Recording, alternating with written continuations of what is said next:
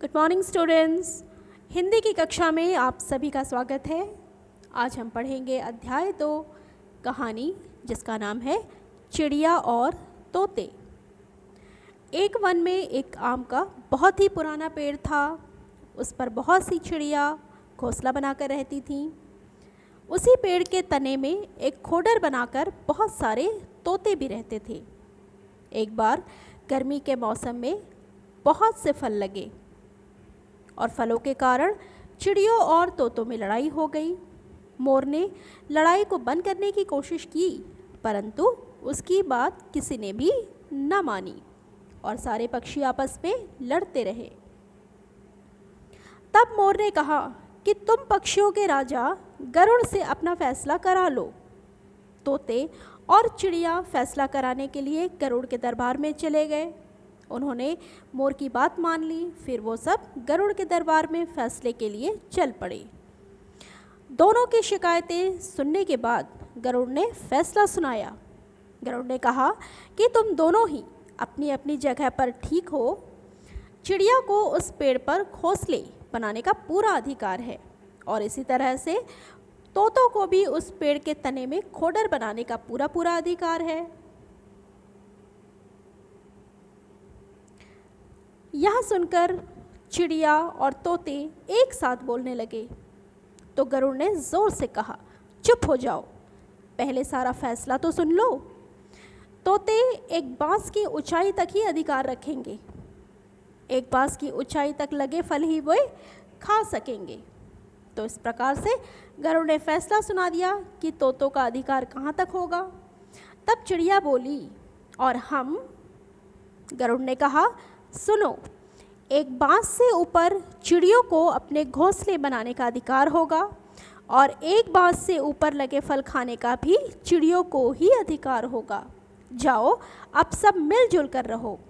फैसला सुनकर चिड़िया और तोते अपने अपने पेड़ों पर लौट आए। उस पेड़ पर लौट आए वापस, और तोते खोडरों में रहने लगे, चिड़िया भी अपने घोंसले में रहने लगी।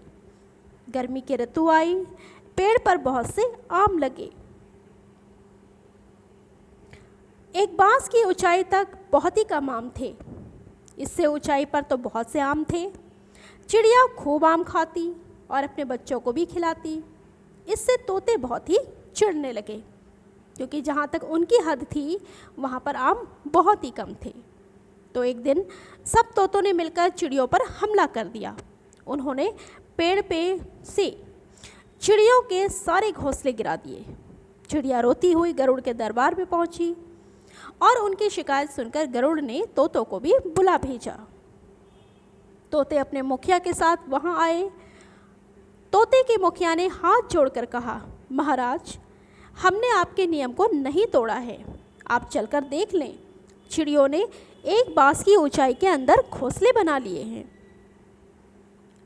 हम यह बात कैसे सह सकते हैं?